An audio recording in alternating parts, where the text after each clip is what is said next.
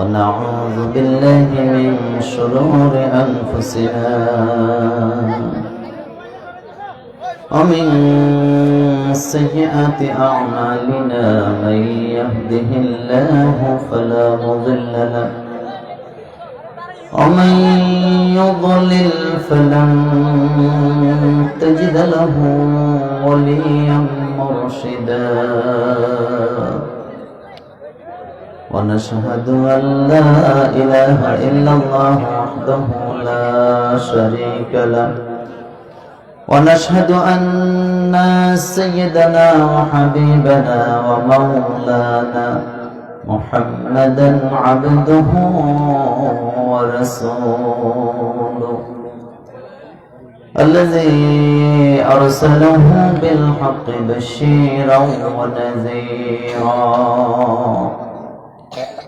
وداعيا إلى الله بإذنه وسراجا منيرا فقد قال الله تعالى في كلامه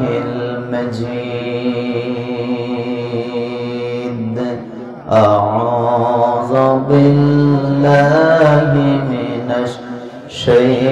الشيطان الرجيم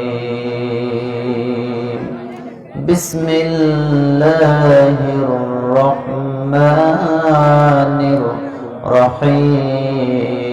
الرحيم إن الله وملائكته يصلون على النبي يا أيها الذين آمنوا صلوا عليه وسلموا تسليما شكر درود إبراهيم بورين اللهم صل على محمد وعلى آل محمد كما صليت على إبراهيم وعلى آل إبراهيم إنك حميد مجيد اللهم بارك على محمد وعلى آل محمد كما باركت على إبراهيم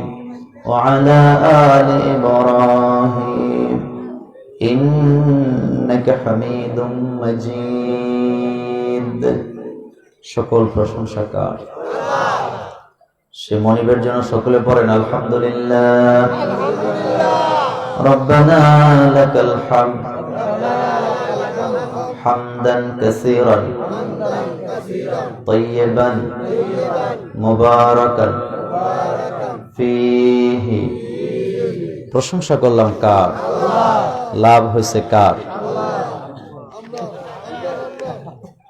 কার লাভ হয়েছে আল্লাহ যেন কবুল করেন আজকের এই মাহফিলটি যেন আল্লাহ ষোলো আনায় কবুল করেন মহামারী করোনা থেকে বিশ্ববাসীর মুক্তির উদ্দেশ্যে ধামতি উত্তরপাড়া মাওলানা হাবিবুর রহমান সাহেবের বাড়ির মসজিদে নামিরার উদ্যোগে আজকের এই প্রথম ওয়াজ ও দোয়ার মাহফিল এটি ইতিহাস হয়ে থাকবেন আপনারা যেহেতু এই মসজিদের উদ্যোগে এই পাড়ায় এটাই প্রথম মাহফিল কথাকে ঠিক বললাম আজ থেকে 5 বছর আগেও কি চিন্তা করেছেন যে এখানে একটা মসজিদ হবে মাহফিল হবে এত আসতে বললেন কেন করেন নাই আজকে হয়ে গেছে মসজিদ আলহামদুলিল্লাহ বলবেন না এই মসজিদটি হওয়ার পর থেকে আমি এখানে আসি আগেও আসতাম আমি যতবার আসি আমি এক ওয়াক্ত নামাজও ঘরে পড়ি নাই মসজিদে পড়ি আমি একদিন আজানও দিয়েছি নিজে এখানে আমার কাছে এত ভালো লাগে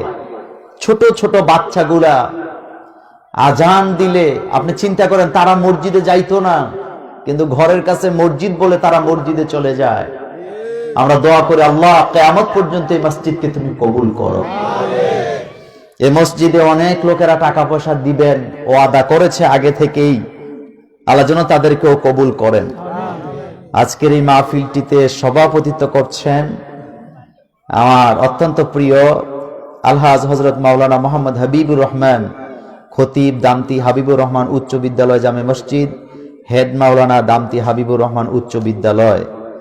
এই মাহফিলটিতে আরেকজন সভাপতি হিসাবে আমাদের আছেন, যিনি আমাদের প্রিয় মরহুম মকবুল মাওলানা আব্দুল হালিম পীর সাহেবের সুযোগ্য নাতি হযরত মাওলানা বাহাউদ্দিন পীর সাহেব।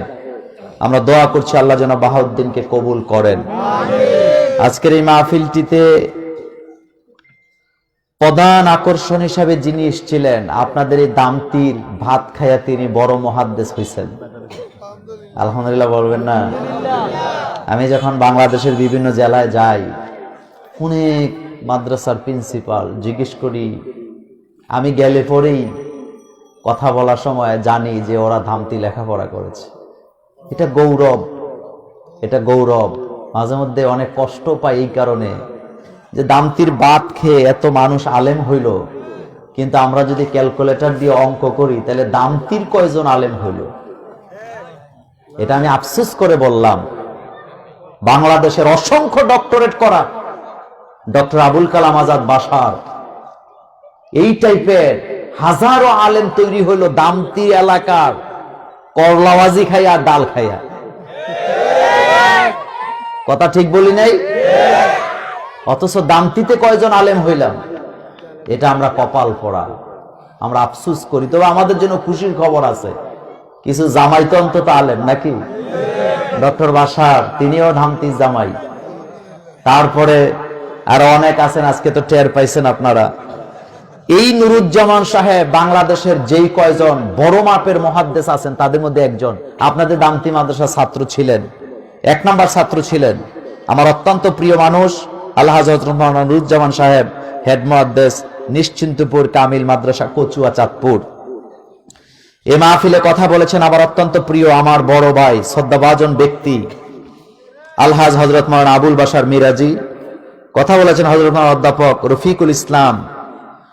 কথা বলেছেন হযরত মাওলানা হাফেজ আলমগীর হোসেন খান। কথা বলেছেন আমার অত্যন্ত প্রিয় শ্রদ্ধাভাজন ব্যক্তি আলহাজ হযরত মাওলানা শাহ আলম গাজী সাহেব। এই মাহফিলে অনেকে সহযোগিতা করেছেন, পোস্টারের সৌজন্যে আছেন আপনাদের এলাকার ছেলে সৌদি প্রবাসী মোহাম্মদ জিল্লুর রহমান। নিবেদন করেছেন মাহফিল ইন্তেজামিয়া কমিটির পক্ষে যুব সমাজ, এলাকার লোকেরা। আমরা দোয়া করছি আল্লাহ যেন সকলকে মাফ করে দেন। আমি আপনাদেরকে কষ্ট দেব না, আজকে অনেক রাত হয়েছে।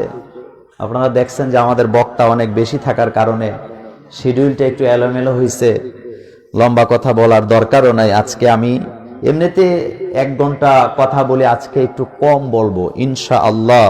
লা ইলমা লানা ইল্লা মা আল্লামতানা। আমাদের কোনো জ্ঞান নাই, জ্ঞান আমাদেরকে দেয় কে? আল্লাহ পাক। আচ্ছা, আমি আপনাদের কাছে জানতে চাই, এই পৃথিবীতে বড় লোকেরা গরিবদের উপরে জুলুম করে না গরিবরা বড়দের উপরে জুলুম করে? কথাটা আস্তে বললেন। কারা করে? এই পৃথিবীতে জুলুম শব্দটি যখন আসে, পৃথিবীর একজন গরিব লোক আপনি খুঁজে পাবেন না যারা বড় লোকের উপরে জুলুম করেছেন। কিন্তু পৃথিবীতে লক্ষ লক্ষ বড় লোক ধনাঢ্য পাওয়া যাবে যারা গরিবদের উপরে জুলুম করে বড় লোক হয়েছে। কথা ঠিক না বেঠে? আমার বন্ধুগণ, আজকের পৃথিবীতেও সেম কাহিনী। বাংলাদেশের অবস্থা যদি আমি আপনাকে বলতে যাই, এই বাংলাদেশের জনগণের সম্পদগুলি এই দেশের আলেম ওলামারাও খায় না, গরিবেরাও খায় না। রাজনীতির নাম কইরা লাইসেন্স নিয়ে যারা দুর্বৃত্ত ভাবে নেতা হতে চায়, তারা এই জনগণের সম্পদগুলি জনমের মতো লুটে ফুটে খায়।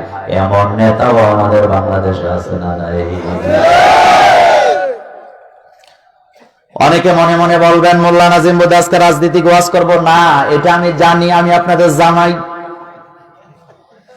মাহফিলটা নেওয়ার পর থেকে আমাকে 1000 বার বলা হয়েছে, হুজুর আপনি আমাদের জামাই, কিছু কইেন না।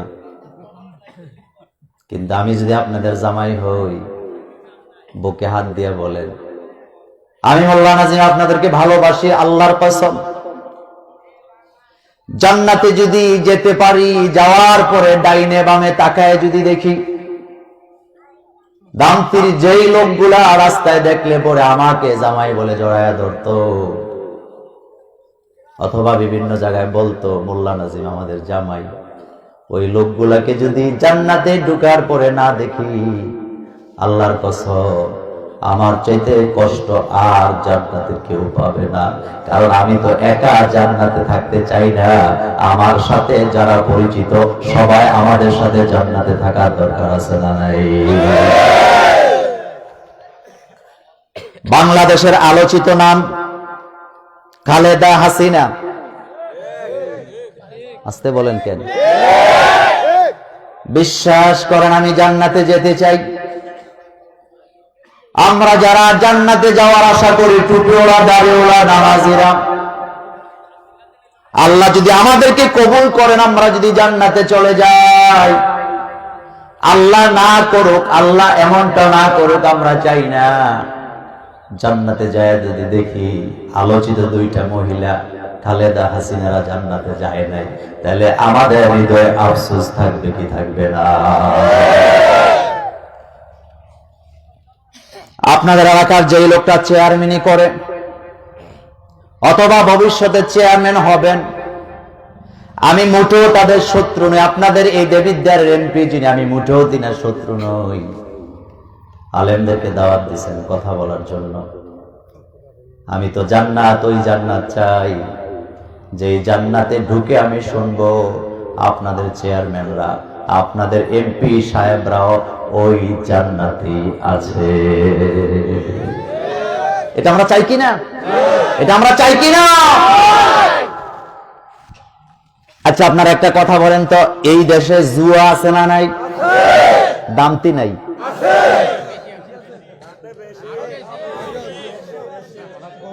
গাজা নাই? একবার অল্প কথা বলবো, আজকে মাত্র 40 মিনিট কথা বলবো। গাজা নাই, তাস নাই, জুয়া নাই, ইয়াবা ব্যবসা নাই, টেন্ডারবাজি নাই। এতক্ষণ যে কথাগুলি আমরা বললাম, জুয়ার ব্যবসা, গাজার ব্যবসা, টেন্ডারবাজি, এগুলো বোধহয় বাংলাদেশে আলেম ওলামারা করে। এত আসতে বলেন কেন? এটা করার জন্য একদল লোক আছে না নাই? পুলিশ বাহিনীর দায়িত্ব হলো গাঁজাখোর, টেন্ডারবাজ, অথবা যারা মানুষের উপরে জুলুম করে, যারা গাঁজা খায়, যারা ইয়াবা ব্যবসা করে, তাদেরকে সাহায্য করা, তাদের বিরুদ্ধে কথা বলা। কিন্তু পুলিশ অফিসার সাহেব বক্তৃতা দিতে যাইয়া যখন গাঁজাখোরের বিরুদ্ধে কথা না বইলা, ইয়াবা ব্যবসায়ীর বিরুদ্ধে কথা না বলে, মাগিবাজদের বিরুদ্ধে কথা না বলে যখন আলেম ওলামার বিরুদ্ধে ভূমিকা নেয়, আমাদের কলিজায় আঘাত লাগে কি লাগে না?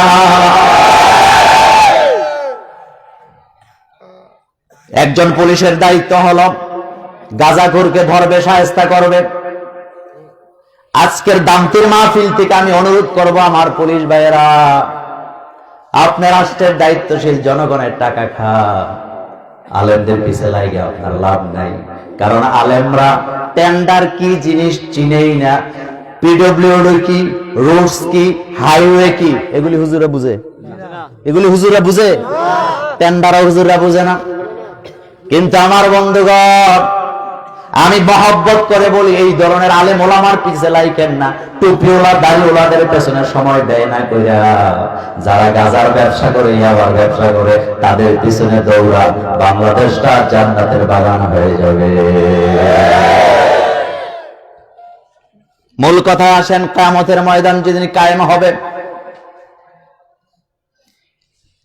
একজন মানুষকে যারা পরিমাণ অন্যায়ের ব্যাপারে ছাড় দেয়া, আসতে বলতেছে, ছাড় দেয়া, কিয়ামত হবে। তো কিয়ামতের কিছু স্যাম্পল আমরা করোনা ভাইরাসের কারণে পাইছি। তবে আমার কাছে একটা তৃপ্তির বাণী আছে। করোনা ভাইরাস নিয়ে অনেক অঙ্ক করলাম, অঙ্ক করে দেখলাম পৃথিবীতে লাখপতি, কোটিপতি যত, ম্যাক্সিমাম তাদেরকে কিন্তু করোনা মাফ করেন নাই। কিন্তু রিক্সাওয়ালা, ঠেলাওয়ালা, গরিব বলে এখনো নিরাপদে আছে না নাই? এরপরেও তো ঠিক হইতেছে না। যারা নিজেদের প্যাকেট করে চলছে তারাই দুনিয়া থেকে বিদায়, কিন্তু আমার দেশের একজন রিক্সা চালক সকালবেলা ঘর থেকে বেরিয়ে যায় রাস্তায়, ভালো মানুষও তোলে, রুগীও তোলে, তোলে কিনা? অসুস্থ রুগীকে টাইনা সিএনজি ওয়ালারা সিএনজির ভিতরে বসায়া সিএনজিটা চালাইয়া হসপিটালের দরজায় নিয়ে নিজের হাত দিয়া কোলে করে উঠাইয়া হসপিটালের বেটে আমার সিএনজির ড্রাইভারেরা বসায় দেয়। এরপরেও তাদেরকে নিরাপদে আমার আল্লাহ রাখছে কি রাখে না? অনেকে মনে করে দুনিয়া আসতে আসছে খামো দামো ফুর্তি কর্মো জুলুম কর্মো বাচ্চা জামো, না পারবেন না, সুযোগ নাই। সুযোগ যে নাই সেই ব্যাপার আজকে কয়েকটা কথা শুনতে চাই। আল্লাহর আদালতে আমাদের ধরা পড়ার সম্ভাবনা আছে না নাই? আল্লাহ রাব্বুল আলামিন কোরআনুল কারীমে বলছেন, আউযু বিল্লাহি মিনাশ শাইতানির রাজীম, বিসমিল্লাহির রহমানির রহিম। ইযাস সামাউ ফাতারাত ওয়া ইযাল কাওয়াকিবু ইনতাসারাত ওয়া ইযাল বিহারু ফুজ্জিরাত ওয়া ইযাল কুবুরু বু'সিরাত আলিমাত নাফসুম মা কদ্দামাত ওয়া আখখারাত। ইয়া আইয়ুহাল ইনসানু মা গররাকা বিরাব্বিকাল কারীম। এতটুকুন বলবো 40 মিনিট সব মিলায়া। সূরার নাম সূরাতুল ইনফিতার। সূরার নাম কি? এই সূরাটি কোরআনুল কারীমের 82 নাম্বার সূরা, আয়াত সংখ্যা 19, রুকু সংখ্যা 1। সূরাটা নাযিল হয়েছে মক্কায়। মহব্বতের সাথে বলেন সূরার নাম কি? আর এটা আস্তে কোন? ইনফিতার শব্দের অর্থ হলো ভেঙে চুরমার করে দেয়া, গুড়িয়ে দেয়া। আয়াত কয়টা? আরো জোরে কোন? রুকু কয়টা? নাযিল হয়েছে কোথায়? আপনাদের এলাকায় ছোটখাটো মুদির দোকান আছে না নাই? আসতে বলেন কেন? মুদি দোকানটা যখন প্রথম দেয় মাইন্ড করেন না, আপনারা খারাপ, এটা আমি একবারও বলবো না, যেহেতু আপনারা আমার শ্বশুরের দেশের মানুষ। কিন্তু আপনাদের কাছে জানতে চাই, মুদি দোকানটা যখন প্রথম স্টার্ট করে কাস্টমার কম না বেশি? কম বুঝি? কম না বেশি? সবাই লাইন ধরছে এই দোকানে। আমার ভাইয়েরা, প্রথম দারুণ বেচা কিনা। যিনি দোকানটা দিলেন তিনি ভাবতেছেন এত বেশি বেচা কিনা সব আমার কাস্টমার হয়ে গেছে, ভবিষ্যতে আমারে ঠেকায় কে? দেবিদ্বারে যাইয়া মহাজনকে বলতেছে, আমি 1 লাখ দিলাম, আমারে 10 লাখ টাকার মাল দেন, যেই মাপের বেচা কিনা বেচা মালটা দিয়ে দেব। কিন্তু এত বেশি কাস্টমার প্রথম অবস্থায় 10 টাকা খরচা নিলে 10 টাকাই দেয়, কয়দিন পরে 100 টাকা নিলে 100 টাকাই দেয়, কয়দিন পরে 1000 টাকার মাল লইয়া 900 টাকা দিয়া বলতেছে, ভাই 100 টাকা নাই, রাখো, এটা পরে দেব। দোকানদাররা বড় সহজ সরল হয়, হাসি দিয়া বলতেছে, ভাই অসুবিধা নাই, 900 দিচ্ছ, তুমি তো আমার নিয়মিত কাস্টমার, অসুবিধা নাই, যাও, 100 থাক, পরে দিও, সমস্যা হবে না। কয়দিন পরে আবার গিয়া 1000 টাকার মাল লইয়া 500 দিছে, দিয়া আর বাকি কত? কথা আসতে কয় বাকিটা লিখে রাখো। বেচারাটা আগেও তো 100 আছে, কই অসুবিধা নাই, আমার নামে খাতা বানায় লাও। নাই তো? কি বানাও? কি বানাও? কয় ঠিক আছে, খাতা বানায় লাইলাম। বানাবার পর আস্তে আস্তে বাকি খাইতে খাইতে খাইতে খাইতে এমন অবস্থার বেটার 12টা বাজায় দিছে। কয়দিন পরে বেচারার দোকানে মাল নাই, বাকি টাকাও পায় না। এবার লোকেরা কয় বেড়া তোর দোকানে মাল কম কেন? কয় ভাই বাকি দিছি, এখন আর মাল নিতে পারি না। কয় বেটা তোর দোকানে কেমনে আসি? ওনার কাছে 10,000 20,000 টাকা পায়, কিন্তু উনি আর এই দোকানে যায় না। এখন উনি নতুন দোকানের কাস্টমার। ওই দোকানদার কয় ভাই আপনি তো নিয়মিত কাস্টমার আছিলেন, কিন্তু আপনারা তো এখন আর দেখি না। কয় বেটা তোর দোকানে মাল কম। এরকমের বাটপার বাংলাদেশে নাই? তোর দোকানে কয় ঠিক আছে মাল কম, আমার আগেরটা দেন। কয় দোকান আগে স্টার্ট কর, এরপরে পাবি। এমন ডাকাইত আছে না? তো আপনি মনে করছেন বেড়ার মুদি দোকানের মাল খাইয়া টাকা না দিয়া বেড়ার উপরে জুলুম কইরা ভবিষ্যতে আপনি মনে করছেন এখানেই শেষ, মরে যাবেন, চেলচালায়া জান্নাতে চলে যাবেন? পারবেন না। দোকানদারের 50টা টাকাও যদি আপনি না দেন, কিয়ামতের ময়দানে এই 50 টাকার কারণে হাজার ওয়াক্তের নামাজ ধ্বংস হয়ে যাবে। আপনি কিন্তু আল্লাহর জান্নাতে যেতে পারবেন না। এরকম আছে না নাই? কথাটা কেন বললাম আমার ভাইয়েরা? অনেকে মনে করে জুলুম করতেছি, অত্যাচার করতেছি, কয়েকদিন সুযোগ আছে, করি না, শেষ জীবনে তাওবা করে ভালো হয়ে যাব।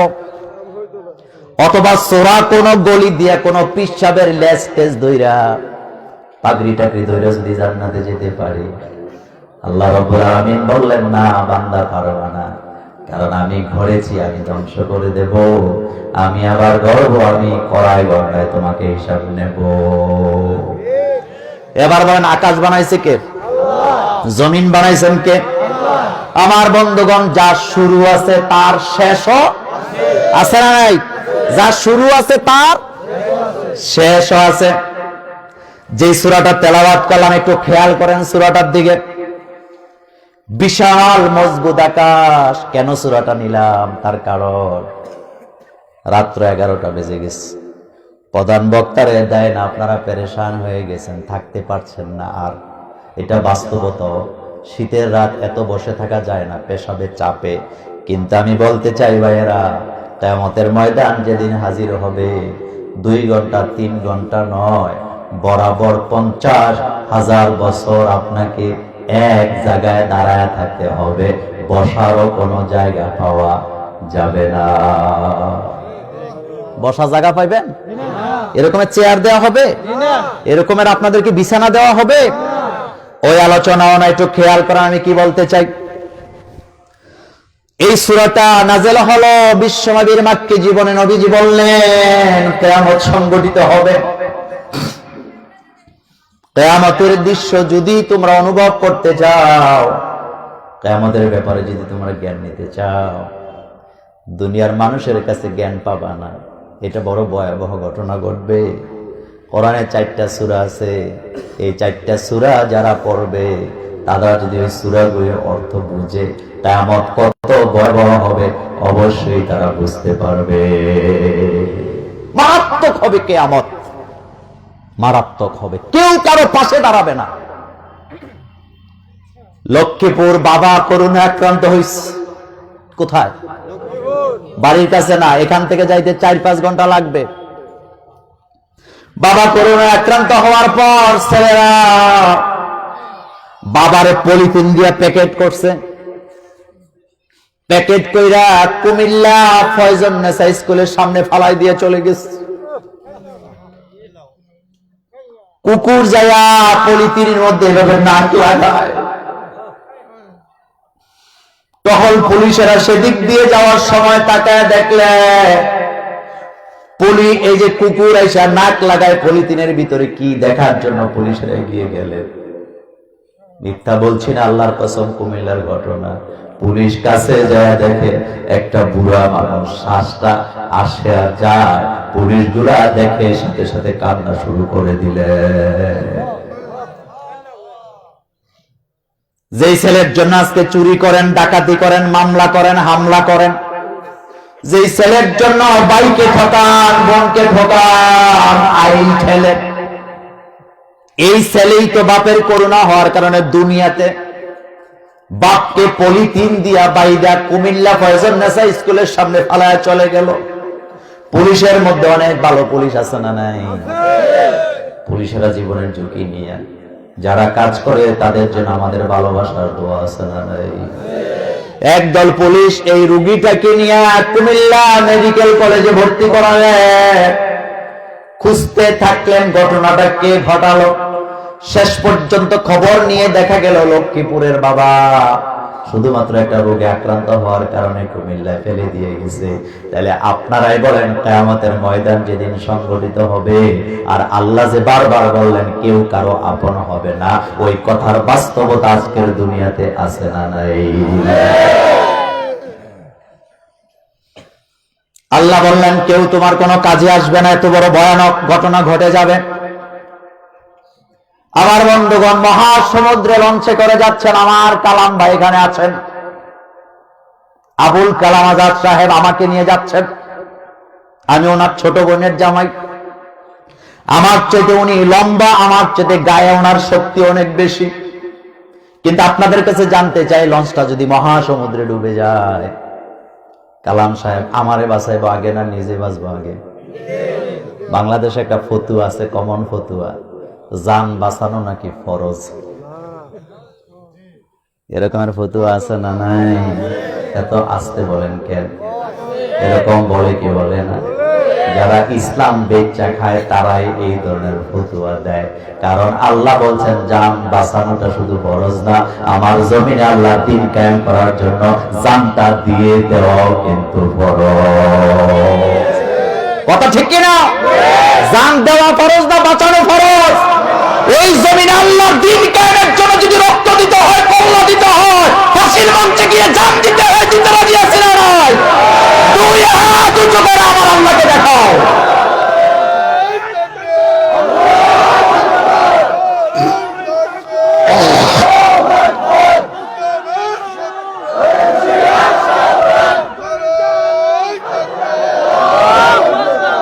আমার বন্ধুগণ, আজকে শিখে যান কথাটা, জান দেওয়া ফরজ না জান নেওয়া ফরজ। আমার বন্ধুগণ, জান শুধু বাঁচাইলে হবে না, জানটা যদি শুধু বাঁচানো ফরজ হতো, বদরের যুদ্ধে এতগুলো সাহাবা দুনিয়া থেকে বিদায় হয়ে গেল, উহুদের যুদ্ধে বিদায় হয়ে গেল, যুগে যুগে হাজার হাজার আলেমেরা দুনিয়া থেকে বিদায় হয়ে গেল। বাংলাদেশেও এমন দৃষ্টান্ত আছে না নাই? একজন কোরআনের পাখি হক কথা বলার কারণে বুড়া বয়সে তাকে খাঁচার ভিতরে আটকিয়ে দেয়া হলো। আমি বিশ্বাস করি এই লোকটা যদি কারো সাথে সমঝোতা করত, তাইলে ঢাকা শহরে তাকে রূপা দিয়া খাট বানায়া দেওয়া হতো। তাহলে কি জান শুধু দেওয়া ফরজ নাকি কি বলে জান বাঁচানো ফরজ না দেওয়া ফরজ? সুবিধাবাদ। আমার বন্ধুগণ, মহাসমুদ্রে লঞ্চ ডুবে গেছে। আমি মোল্লা নাজিমের কথা বলি, আমার দুই ছেলে এক মেয়ে, মেয়েটা বড় আদরের আমার। একদিন মেয়ের খবর না নিলে আমি বাঁচতে পারি না, কলিজা ঠান্ডা হয় না। আপনাদেরও সেম অবস্থা। মহাসমুদ্রে লঞ্চটা ডুবে গেল, আমরা লঞ্চের ভিতরে আছি। যখন লঞ্চটা ডুবতেছে মাত্র, আমি কিন্তু আমার ছেলে মেয়ে আমার স্ত্রীকে পর্যন্ত বাঁচাবার জন্য চেষ্টা করব কি করব না? কথা তো আসতে বলেন কে? চেষ্টা করবো। লঞ্চটা ডুবে যাচ্ছে। এক পর্যায়ে যখন আমি দেখবো আমি একা মানুষ, আমি চারটা মানুষকে বাঁচাইতে পারতেছি না, তখনই কিন্তু আমার অঙ্ক করা শুরু হয়ে যাবে। আমার দুইটা ছেলে, একটা মেয়ে, একটা বিবি আছে, আমার সম্পদও আছে। তখন আমি অঙ্ক করব এই পাঁচটা জিনিসের মধ্যে সবচেয়ে ইম্পর্টেন্ট আমার কাছে কোনটা। মনে মনে ভাববো মাল আমার দরকার নাই, আমার বিবিটা, আমার ছেলেগুলো, আমার মেয়েটা বেঁচে থাক, তাইলে তো আমার হয়। এই চিন্তা করে প্রথম অবস্থায় মালটা ছেড়ে দেওয়ার সম্ভাবনা আছে না নাই? আমি অঙ্ক করে ছাড়ছি, কিন্তু আমি অঙ্ক করতেছি ক্যালকুলেটরে, যে আমি বেঁচে থাকলে আমার সন্তানগুলি, আমার স্ত্রী বেঁচে থাকলেই হবে, আমার মালের কোনো দরকার নাই। এই চিন্তা করে মালটা ছেড়ে দিলাম। সারার পর আবুডুবো খাচ্ছি, সমুদ্রের ভিতরে ঢেউ আমাদের মাথার উপর আছড়ে পড়ছে। আমি একা মানুষ, চারটা মানুষকে আমি বাঁচাইতে পারতেছি না। এখন আমি অঙ্ক করা শুরু করলাম, যে চারটারে আমি ধরে রাখছি তার মধ্যে সবচেয়ে ইম্পর্টেন্ট কে? কসম আল্লাহ, চারটার মধ্যে আমার বিবিও আছে। কিন্তু আমি যত বড় ধার্মিক স্বামী হই না কেন, আমি চিন্তা করব আমার বিবির বয়স হয়েছে, দুনিয়ার অনেক নাজ নিয়ামত আমার বিবি খাইছে, মরে গেলে অসুবিধা নাই, আমার সন্তানগুলি আমার ভবিষ্যৎ রক্ষার জন্য বেঁচে থাক, এই চিন্তা করে আমি আমার স্ত্রীর হাতটা ছেড়ে দেওয়ার সম্ভাবনা আছে না? না, ছেড়ে দেব আমার স্ত্রীর হাত। এই চিন্তা যে আমার ছেলে মেয়েগুলি যদি বেঁচে থাকে, তাহলে ভবিষ্যতে আমার কি থাকবে? বংশ থাকবে। সন্তান এখন আমার হাতে কয়টা? এত আসতে বলেন কেন? কয়টা? দুইটা ছেলে একটা মেয়ে। কিছুক্ষণ পরে যখন আমি আর পারছি না, নতুন করে আবার অঙ্ক শুরু হয়ে যাবে। দুইটা ছেলে একটা মেয়ে। চিন্তা করতে করতে করতে করতে এক পর্যায়ে আমি বলবো, দুইটা ছেলের মধ্যে কোনটা বেশি মেধাবী, কোনটা কোনটা আমার নাম রক্ষা করবে। এই চিন্তা করে মেধাহীন ছেলেটাকে হাত ছেড়ে দেওয়ার সম্ভাবনা আছে না? নাই। জীবনের অঙ্ক মিলাই দিস মহাসমুদ্রের ভিতরে। এবার দুই ছেলের মধ্যে একটাও ছেড়ে দিলাম, এখন আছে কয়টা? ছেলেটার মেয়েটা। কিছুক্ষণ পরে সাতরাইতে যায়, এখন আবার নতুন অঙ্ক শুরু। যদি আমি আর পারতেছি না, মাত্র দুইটা সন্তানের মধ্যে আবার অঙ্ক করা শুরু হবে। আমি এখন কোনটাকে বাঁচাতে চাই? মনে মনে ভাববা, আমি তো মানুষ, আমারও তো দুর্বলতা আছে, আলেম হোক আর জালেম হোক। মনে মনে ভাববে মেয়ে আর ছেলের মধ্যে কোনটা বেশি দরকার। মনে মনে বলবো, ছেলেটা যদি চলে যায় বংশ রক্ষা হবে না, মেয়েটা যদি চলে যায় কলিজা ছিঁড়ে যাবে। তারপরেও আমি যেহেতু মানুষ, বংশ রক্ষা করার জন্য ওই ছেলের আগে মেয়ের হাতটা ছেড়ে দিয়া, আমার মেয়েটাকে ছেড়ে দিয়া আমি আমার ছেলে বাঁচার জন্য চেষ্টা করার সম্ভাবনা আছে না? সব শেষ, বাকি আছে কয়জন? কথা বলতে হবে ভাইয়েরা। শুধুমাত্র একটা সন্তান আমার হাতে, আমি সাঁতরাচ্ছি। আমিও তো মানুষ, দৌড়গুলি আমার উপর আশ্রয় করতেছে, এমন ভাবে আঘাত করতেছে। পানি খাইতে খাইতে আমি ক্লান্ত হয়ে গেছি। আবার নতুন করে অঙ্ক শুরু হয়ে গেছে। আমি বাঁচবো না, আমার সন্তানটা বাঁচা দরকার। যত বড় ধার্মিক হন আর যত বড় যাই হন না কেন, এক পর্যায়ে যখন আমি দেখবো আমি আর বাঁচবো না, তখন কিন্তু আমি আর আমার ছেলের চিন্তা করব না। প্রয়োজন হলে ছেলেটাকে পায়ের নিচে রাইখা ওই ছেলের উপরে দাঁড়ায়া আমি বাঁচার চেষ্টা করব, কি করব না? এটা তো দুনিয়ার কথা বলে দিলাম আমার ভাইয়েরা। আখিরাতের কথা চিন্তা করেন। যেই পীরের জন্য, নেতার জন্য আজকে এত কিছু করেন, যেই ছেলের জন্য, মেয়ের জন্য এত কিছু করেন, কোরআন সামনে দিয়ে বলে যাই, একজন আপনি খুঁজে পাবেন না, সবাই যে শব্দটা বলবে নফসি নফসি নফসি, নিজের নিয়ে ব্যস্ত হওয়ার সম্ভাবনা আছে না? নাই। সেই কিয়ামতের ভয়াবহের কথা আল্লাহ বললেন 4টা সূরায়। কয়টায়? নবীজি হাদিসের বর্ণনা বলেছেন 4টা সূরা যারা পড়ল তারা কিয়ামতের ভয়াবহতা নিজের চোখেই যেন দেখলো। সুবহানাল্লাহ আসে না? সুবহানাল্লাহ আসে না? আল্লাহ প্রথম আয়াত আমি ব্যাখ্যা দেব না। সূরার নামটা মনে আছে তো? কি নাম? ইনফিতার। আয়াত কয়টা? 19টা। রুকু কয়টা? নাযিল হয়েছে কোথায়?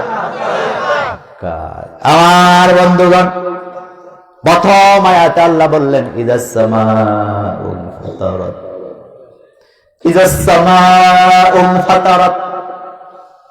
আকাশটা যখন ভেঙে চুরমার করে দেয়া হবে। আপনি যদি একটা বিল্ডিং ভাঙতে চান, ছাদ আগে ভাঙবেন না ফুরুট আগে ভাঙবেন? কথা আসতে কয়, আগে ছাদ ভাঙবেন তারপরে ফুরুল ভাঙবেন। আল্লাহ বলেন দুনিয়াটা ফ্লোর হলো জমিন আর ছাদ হলো আকাশ। যেদিন কিয়ামত সংঘটিত হবে, আকাশটাই ভাঙবো, দুনিয়ার ছাদটাকে আমি ভেঙে চুরমার করে দেব। ইজা সামাউন ফাতারাত,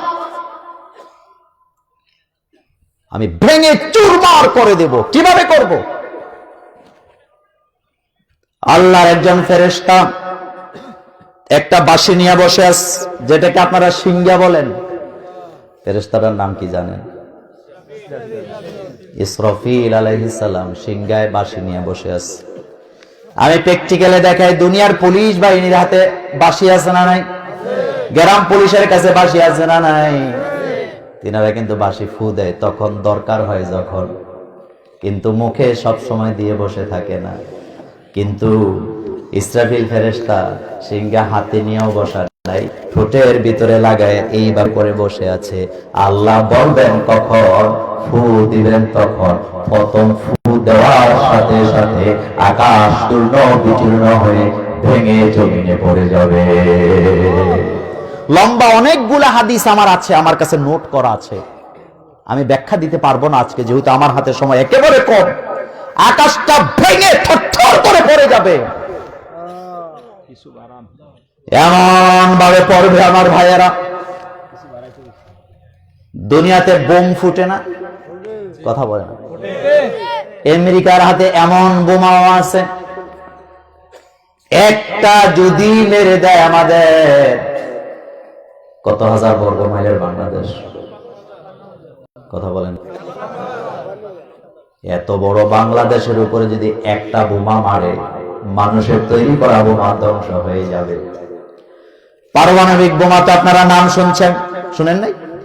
পারমাণবিক বোমার সূত্রগুলা এগুলা কিন্তু কোন কঠিন বড় শক্তি দিয়ে বানানো হয় নাই। পারমাণবিক বোমার সংজ্ঞা হলো অনেকগুলা অণুকে, সূক্ষ্ম সূক্ষ্ম ক্ষমতাকে একসাথে জুড়ে দিলে বড় ক্ষমতা হয়ে যায়। একটা বোমা দিয়ে যদি বাংলাদেশ উড়ানো যায়, বিশাল আকাশ আর জমিন যিনি তৈরি করেছেন, তিনি যখন ধ্বংস করতে চাইবেন, একটা ফু লাগবে, পুরা আকাশটা ভেঙে চুরমার হয়ে যাবে। ফেরেশতা এইভাবে করে মুখে দিয়ে বসে আছে, হাতে নিয়ে বসা নাই। কোথায় দিয়ে রাখছে? তারপরে বেশি সময় নাই, বিশ্বাস করেন বেশি সময় নাই, আপনারা গজবের মোকাবেলা করবেন। বাংলাদেশে ইদানিং কিছু লোক আছে কয় ওরা করুণা যোদ্ধা। মাথা ঠিক আছে বেটা? বলে না, কয় বোতল খাইয়ে যে আমাদের নেতারা কথা বলে আল্লাহই জানে। আপনি করুণা মোকাবেলা করার জন্য বিশ্ববাসী যখন টিকা আবিষ্কারের জন্য ব্যস্ত, বর্তমানের খবর কি রাখেন? এখন যেটা আসছে এটা করুণা না, করুণার চেয়ে আরো শক্তিশালী। তারা এটার নাম দিছে করুণা প্লাস। কি নাম দিছে? কি নাম দিছে? কথাটা কেন বললাম? তার কারণ ক্ষমতা কার? এই যে মঞ্চে দাঁড়ায় নির্বাচনের সময় ফান দেয়, কয় সকল ক্ষমতার মালিক জনগণ, বলে কি বলে না? বিশ্বাস করে আমার আল্লাহ শক্তির কাছে পৃথিবীর কোন শক্তির তুলনা দেওয়া যাবে? আমার বন্ধুগণ, আল্লাহর গজব যখন আসবে কেউ আপনাকে বাঁচাতে পারবে না। গ্লাস দিয়া অথবা আপনি সীসা ডালা প্রাচীরও যদি বানান, জনমের মতো যদি তালা বন্ধ করে দেন, মালাকুল মউত বোধহয় ওই জায়গায় ঢুকতে পারবে না। আকাশ যদি ভেঙে যায়, জমিনের অবস্থাটা কি হবে আল্লাহ ছাড়া কেউ জানে না। আকাশের উপর থেকে মাঝে মধ্যে উল্কাপিণ্ড পড়ে। কি পড়ে? এটা কোরআনের কথা। ওয়াযায়্যানাহু লিন-নাযিরিন ওয়া হাফিজনাহু মিন কুল্লি শাইতানির রাজীম। আল্লাহ বলেন আকাশ থেকে যখন উল্কাপিণ্ড জমিনের দিকে ছুটে যায়, আমাদের দেশের মহিলারা কয় তারা সুটটা পড়ে গেছে। আবার কুসংস্কারও আছে এটা নিয়ে।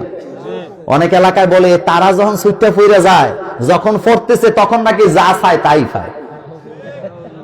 এরকম আছে না নেই? এটা শিরক, এটার সাথে মুসলমানের কোনো সম্পর্ক নাই। এরপরে ইদানিং আমার বাইরে হইছে, ঘর থেকে বাইরে হইতেছে, হাসি আইছে, কয় যাত্রা হয় নাই। এটা দামতি টান্তি বলে না, কথা আসতে কয়। গ্রামের মহিলারা কলস দিয়া পানি আনে কি আনে না? আম্বিয়ার বাপে বাজারে রওনা দিছে। আম্বিয়ার বাপ থাকলে আবার রাগ করে না, আমি কথার কথা বলতেছি। আম্বিয়ার বাপে বাজারের ব্যাগ খান লইয়া বাজারের দিকে রওনা দিস। রাস্তায় যাইয়া দেখছে একটা মহিলা অথবা একটা মেয়ে খালি কলস নিয়ে দাঁড়ায় রয়েছে। আপনাদের কাছে জানতে চাই, গালাগালি কম করে না বেশি করে? প্রথম ধরে অনেকক্ষণ তুই আর সময় পাইলি না, আমার ধ্বংস করে দিলি তুই। ঘরে চলে গেছে, বুড়িয়ে কয় ফিরে আইসো কেন? কয় আর কইও না, এটা একটা অলক্ষিনী মাইয়াটা, এটা বেয়াদব, এটা কথা শোনে না। কারণ এটা আমি বাজারে যাইতেছি, খালি কলস লইয়া দাঁড়ায় রয়েছে, কত দেখি যাত্রা ওই বনি। আরে বুড়া, তুমি নিজে একটা অলক্ষিনী। খালি কলসের সাথে আমাদের ভাগ্য পরিবর্তনের কোন সম্পর্ক নাই। আর বন্ধুগণ বলতেছিলাম, আকাশটা ভেঙে চুরমার হয়ে যাবে, ভেঙে পড়ে যাবে। এই কথাটা আল্লাহ এভাবে বলেন, ইয়াসসামাউ। এবার আপনাদের কাছে জানতে চাই, আকাশটা যখন ভেঙে পড়ে যাবে, হোয়াইট হাউসের চতুর্পাশে আর্মি আছে না নাই? দুনিয়ার সব জায়গায় আকাশ ভাঙিয়া পড়তে পারবে, কিন্তু আমেরিকার প্রেসিডেন্টের যে কার্যালয় হোয়াইট হাউসে বোধহয় আল্লাহর আসমান ভাঙিয়া পড়ার ক্ষমতা নাই। পড়বে না? আস্তে আস্তে কয়। বাংলাদেশের বঙ্গভবনে পড়বে না? প্রেসিডেন্টের কার্যালয় বলেন আর প্রধানমন্ত্রীর কার্যালয় বলেন, ইউরোপ বলেন, আমেরিকা বলেন, ফ্রান্স বলেন, জাপান বলেন, জার্মান বলেন, কোন জায়গা থাকবে না। পৃথিবীর যত বড় সীমানা, পুরা আকাশটা ভেঙে জমিনের দিকে ছুঁড়ে ফেলে দিবেন কে? ইযাস-সামাউ ফাতারাত, আমি আকাশটাকে ভেঙে ফেলে দিব। হুয়াল্লাযী খালাকা লাকুম মা ফিল আরদি জামিয়া সুম্মা ইসতাওয়া ইলাস সামা ফাসাওয়াহুন্না সাবআ সামাওয়াত। আকাশ কয়টা? আকাশ বুঝি একটা? আকাশ কয়টা? আমাদের বাংলাদেশে 10 কোটি টাকার বিল্ডিং ভাঙতে লাগে 20 কোটি টাকা।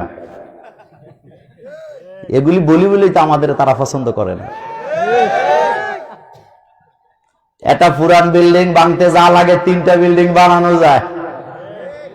মাইন্ড করেন না, যেই দেশে একটা বালিশের দাম 9 কোটি টাকা, সেই দেশে কি ওয়াজ কর্ম খুঁজে পাই না।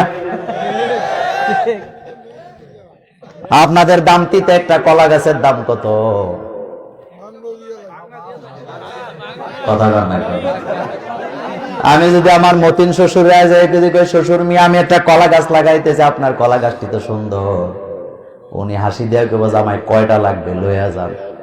কিন্তু এমন দেশে বাস করি, একটা কলা গাছের দাম নাকি 65,000 টাকা, তাও বলে মাত্র।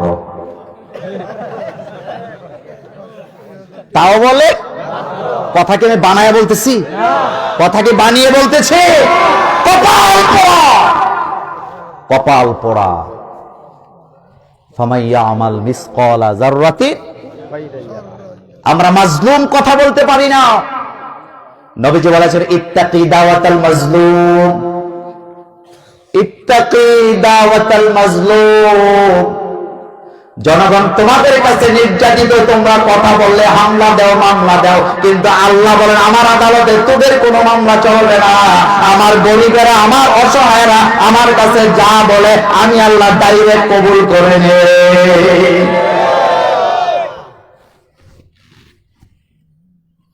সে আল্লাহ পাক বলেন, ইযাস-সামাউ ফাতারাত, আকাশটা ভেঙে আমি ফেলে দেব। আকাশ যদি ভেঙে পড়ে যায়, আকাশের উপরে তারকা রাজি আছে না নেই? এগুলো থাকবো? কথা বলে না। আপনি যদি আপনার ঘরের ছাদটা ভেঙে দেয়, ছাদের উপরে যে লাইট গুলা লাগানো আছে এগুলো টিকবে তো? এগুলো আরো আগে আগে ভেঙে যাওয়ার সম্ভাবনা আছে না নাই? এক একটা তারকা কত বড়? পৃথিবী বড় না তারকা বড়? সুবহানাল্লাহ আসে না? একটা সূত্র নিয়ে যান, যারা সায়েন্সের ছাত্র আছেন। পৃথিবীতে আপনি পৃথিবীর জমিন থেকে যে তারকাগুলি দেখেন, এক একটা তারকা এত বড়, এত বড়। আলোর গতি কত? প্রতি সেকেন্ডে কত? প্রতি সেকেন্ডে, অর্থাৎ 1 সেকেন্ডে আলো চলে যায় 1 লক্ষ ৮৬,০০০ মাইল। পৃথিবীর বিজ্ঞানীরা বলেছেন আলোর গতি যদি এমন তারকা আল্লাহ আকাশের উপরে বানায় রাখছেন, আলোর গতিতে যদি একটা তারকার এক প্রান্ত থেকে আরেক প্রান্তে আলো যায়, ওই আলোটার যাইতে সময় লাগবে ৯০,০০০ কোটি বছর। আল্লাহু আকবার! কত হাজার কোটি বছর? এক একটা তারকা তাহলে কত বড় আপনি চিন্তা করেন। এরকমের তারকা কি একটা, দুইটা, তিনটা, চারটা গণা যাবে তো? আমার বন্ধুগণ, বিজ্ঞানীরা বলছে সব তারকা এখান থেকে দেখাও যায় না। সে আল্লাহ পাক বলছেন ইযাল কাওয়াকিবু তাসাওয়াত, প্রত্যেকটা তারকাকে আর তুলার মতো উড়ায় দেব, ভেঙে চুরমার করে দেব। আকাশ আর জমিনের উপরে এমন অবস্থা হবে ইযাল বিহারু ফুজ্জিরাত, আমি আমার পাহাড় গুলাকে তুলার মতো উড়ায় দেব। এরপরে বলছেন ইযাল বিহারু ফুজ্জিরাত, আমি ওই যে সমুদ্রটা দেখতে পাচ্ছ, সমুদ্রকে ফাটায় দেওয়া হবে। আরেক আয়াতে আল্লাহ বলেছেন সমুদ্রের পানির ভিতরে আগুন ধরে যাবে। আগুন লাগলে কি দিয়া নিবান? কথা কয় না। আগুন লাগলে কি দিয়া নিবান? কিন্তু বিদ্যুতের আগুন কি দিয়া নিবাইবেন?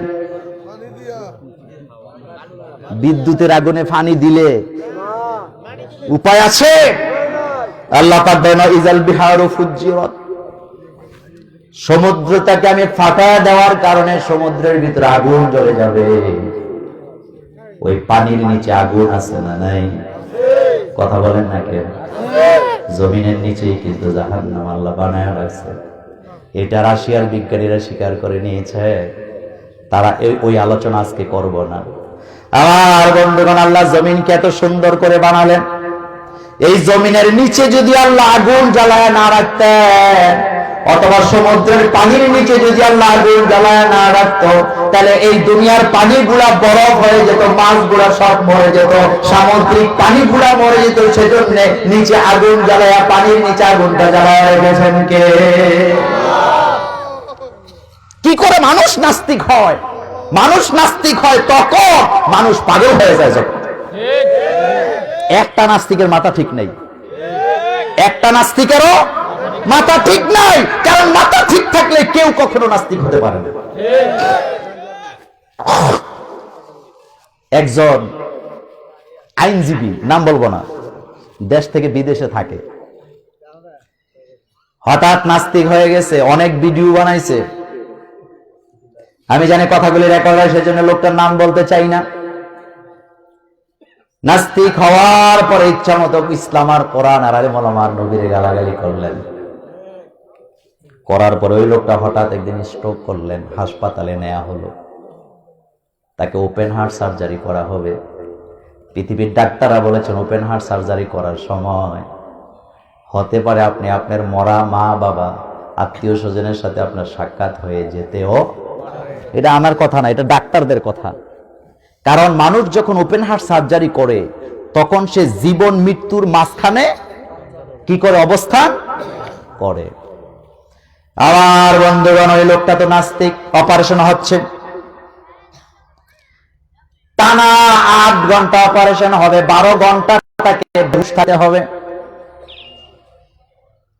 ওই ঘটনা বলার উদ্দেশ্য না, লোকটা যখন অপারেশন সাকসেস হলো,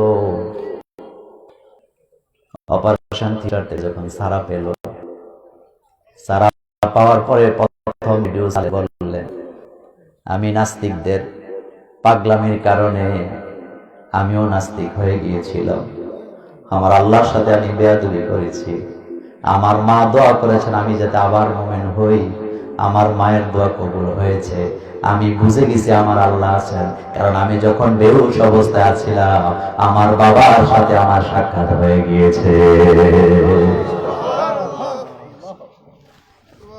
ওই লোকটা বলেন আমার বাবা কি বলেছে এটা আমি বলতে চাই, তবে একটা কথা বলে যে দুনিয়ার নাস্তিকেরা, তোমরা যে আল্লাহকে নিয়ে খেলা করো, রুটা দেহ থেকে বেরিয়ে যাবে আর তোমার ক্ষমতা নাই, ব্রেন কাটাতে পারবা না। কারণ আমার আল্লাহ যে আছেন আমি প্রমাণ পেয়ে গেছি, আমার আল্লাহ যদি না থাকতেন আমি দ্বিতীয়বার দুনিয়ার মুখ আমি দেখতে পেতাম না। আমাদের অবস্থা আছে। আমাদের মোস্তাক ফয়জি এই ওয়াজগুলি ভালোই করে, হাসিলে ভাল লাগে আমার কাছে, মাঝে মধ্যে ভালোই লাগে। এই যে তুফান আসছে, তুফান আসার পরে ঘরের পালায় ধরে বলতেছে লা ইলাহা ইল্লা আনতা সুবহানাকা ইন্নী কুনতু মিনাজ জালিমিন। তুফান চলে গেছে, দোকানে যায় কয় আল্লাহ সারাইছে, নতুন পালা লাগাইছিলাম, নাইলে খবর আছে। হাসপাতালে পড়ে গেছে রোগী মানুষ, টাকার অভাব নাই, 10 কেজি জিলাপি কিনা ইমাম সাহেবের কাছে পাঠায় দিছে 1000 টাকার নোট দিয়া, অথবা আমার কাসেম ভাইয়ের মাদ্রাসায় একটা খাসি কিন্না পাঠায় দিছে, গরু কিন্না পাঠায় দিছে। দয়া ছোট ছোট বাচ্চাগুলিরে বলো দোয়া করার জন্য, খেয়াল করেন। কিন্তু সেখান থেকে যখন ভালো হয়ে আসে তখন হুজুরে আর পাত্তাই দেয় না। মাদ্রাসার ছাত্র দেখলে চোখ বাঁকা করে চায়, এমন ডাকাই তো বাংলাদেশে আছে না নাই? আমাদের অবস্থা এমন বক্তর হয়ে গেছে, মাদ্রাসার ছাত্র দেখলে বাসের কন্ডাক্টরও ধাক্কা দেয়। কথা এখন আসতে বলেন কে দেয় কি দেয় না? কার দ্বারা সিন্নি খাইছো মোল্লা চিনো নাই? এই ছাত্রদের কারণে বেঁচে আছো।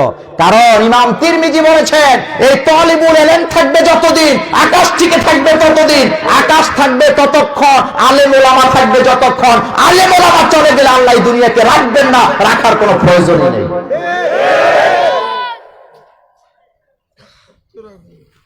আমার বন্ধুগণ, আল্লাহ পাক বলছেন ইজাল বিহারু, আরে ভাই আগুন, আগুন ধরে যাবে পানিতে।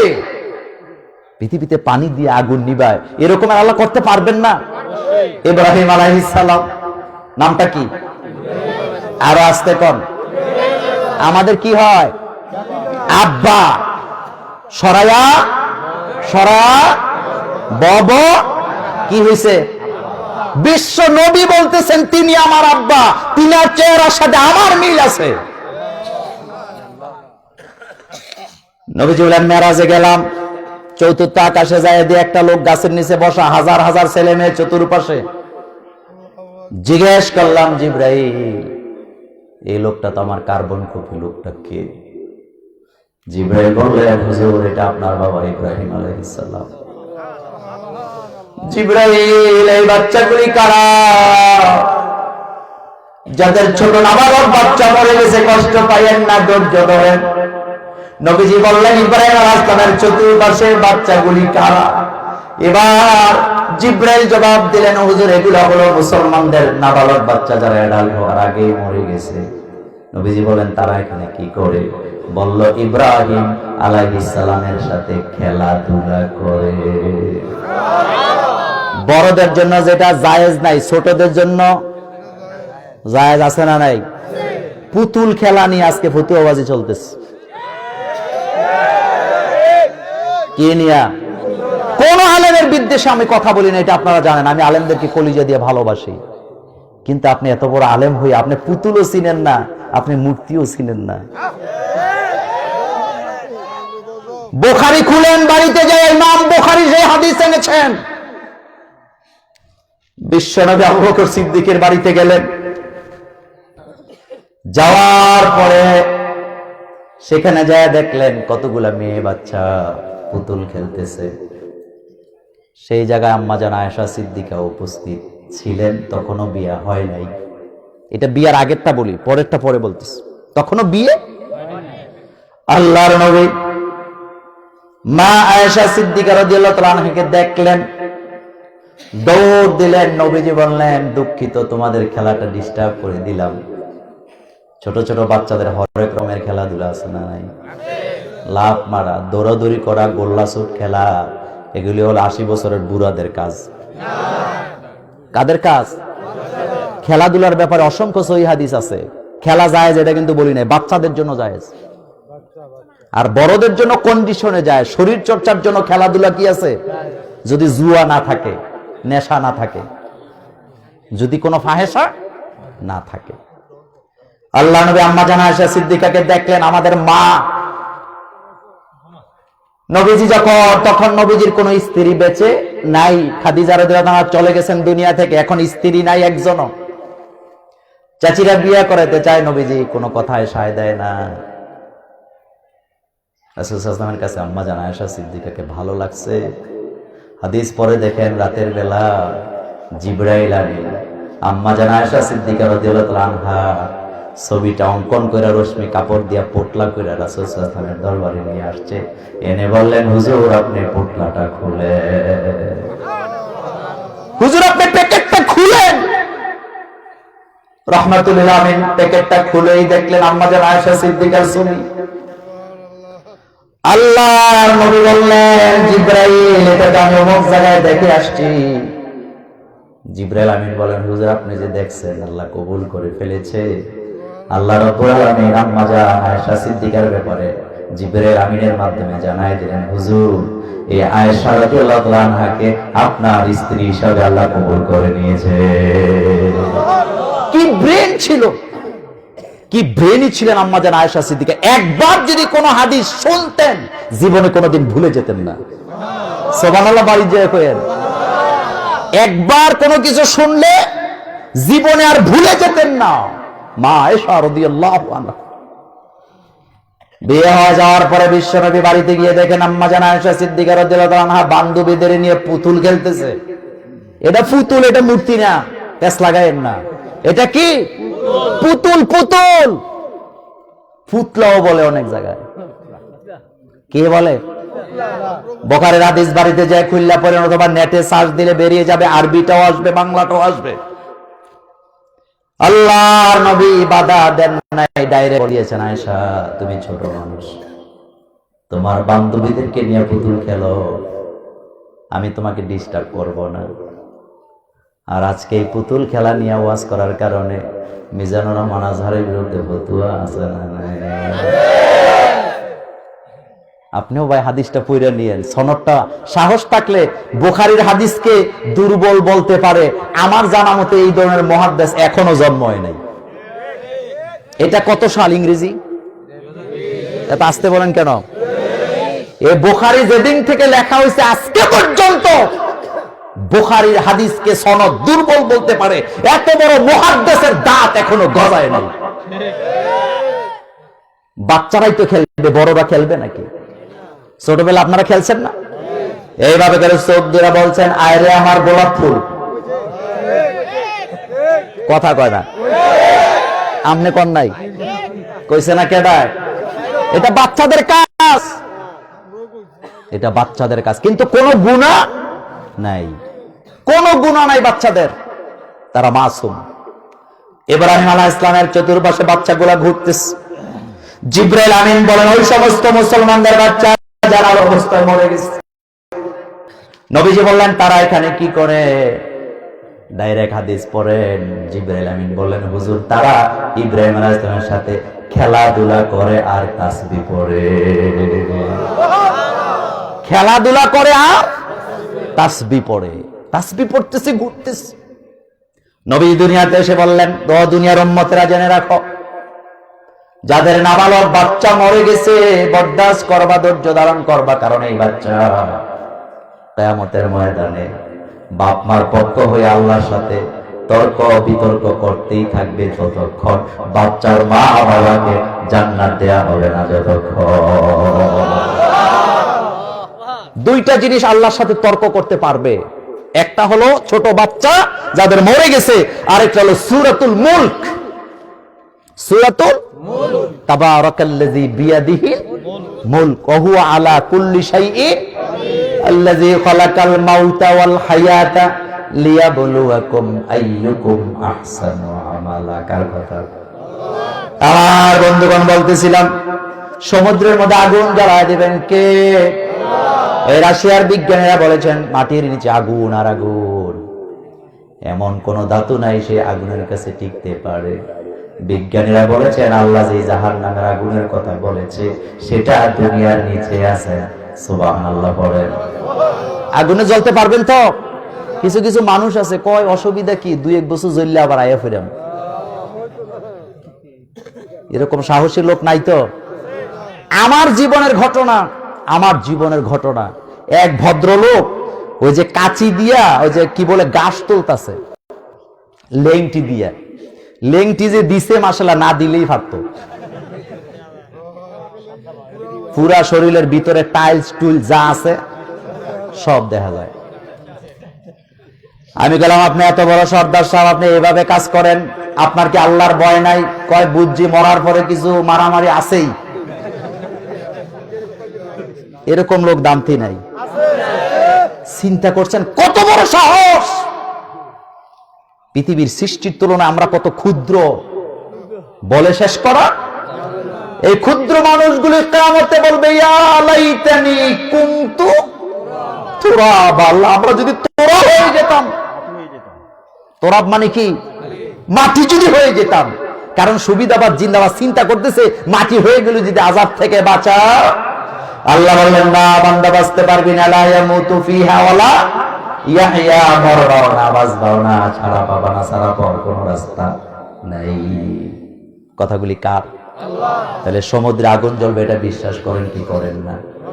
শেষ কথাটা বলি, আর পর আল্লাহ বলেছেন, ওয়া ইযাল কুবুর বুসিরাত, পৃথিবীর সমস্ত কবরের দরজাগুলি খুলে দেয়া হবে। আমাদের দেশের মানুষে কবরের সংজ্ঞা বুঝে না, এটা বলে আমি আলোচনা শেষ করব। কবর আমরা চিনি না, আমরা মনে করি লোকটারে জেনে মারি দেয়, এটাই কবর। এরকম ধারণা আছে না নাই? হ্যাঁ, এটা চিহ্নিত করা কবর, কিন্তু কবর মাওলানা হাবিবুর রহমান সাহেব মারা গেলেন, অথবা দামতির পিসা হুজুর মারা গেলেন, তাকে আমরা দামতি মাদ্রাসা স্কুলের পাশে আমরা শায়িত করেছি। তিনি এখানে আছেন, কিন্তু আপনি যদি বলেন এটাই তার কবর, তাহলে হাজার হাজার মানুষ সমুদ্রে মারা যায় কি যায় না? কথা কয় না? তাদের কি কোনো কবর নাই? আস্তে কন, তাদের কি কোনো কবর নাই? সোজা কথা, যে মরল, কবরও একটা জগতের নাম, মরার সাথে সাথে কবরে চলে যাবে। কবরে যাওয়ার পরে আমার বন্ধুগণ, আল্লাহ বলেন, ইযাল কুবুর বুসিরাত, কবরের দরজাগুলি খুলে দেওয়া হবে। আমাদেরকে আল্লাহ আঙ্গুল দিয়ে দেখায় দিতেছেন, এত অহংকার কেন করো? মানুষের উপরে জুলুম কেন করো? তুমি কোন স্বর্ণ দিয়া তৈরি নও, তুমি কোন তামা কাঁসা দিয়া তৈরি হয় নাই, বরং তোমাকে আমি আল্লাহ মাটি দিয়া তৈরি করেছি। কি দিয়া? নেতা যেই মাটির তৈরি, কর্মীরাও একই মাটির তৈরি। আল্লাহ আঙ্গুল দিয়ে দেখাচ্ছেন, মিনহা খলাকনাকুম। পড়তে ইচ্ছা করে না ভাইরা? পড়েন সবাই, মিনহা খলাকনাকুম ওয়া ফিহা নুঈদুকুম ওয়া মিনহা নুখরিজুকুম তারাতান উখরা। আল্লাহ বলেন, বান্দারে, ও গোলাম, ও গোলাম, ও গোলাম, আমরা গোলাম কার? এটা আসতে বলেন, কেন গোলাম কার? নিজেকে আল্লাহর গোলাম পরিচয় দিতে কি কোনো কষ্ট আছে নাকি? যখন সেজদা দেই, কাকে দেই? আরো জোরে কর। মাথা যখন নত করি, কার কাছে করি? কিছু যখন চাই, কার কাছে চাই? দামতির ভাষা ঢাকার ভাষার মধ্যে পার্থক্য আছে না নাই? ঢাকার মানুষেরা দামতির চেয়ে আর একটু শুদ্ধ করে কথা বলেন, বলে আল্লাহ বোধহয় ঢাকার লোকের ভাষাগুলি বুঝেন, দামতির লোকের ভাষা বোধহয় বুঝেন না। তিতাসের ভাষা, দেবিদ্বারের ভাষা একরকম না দুই রকম?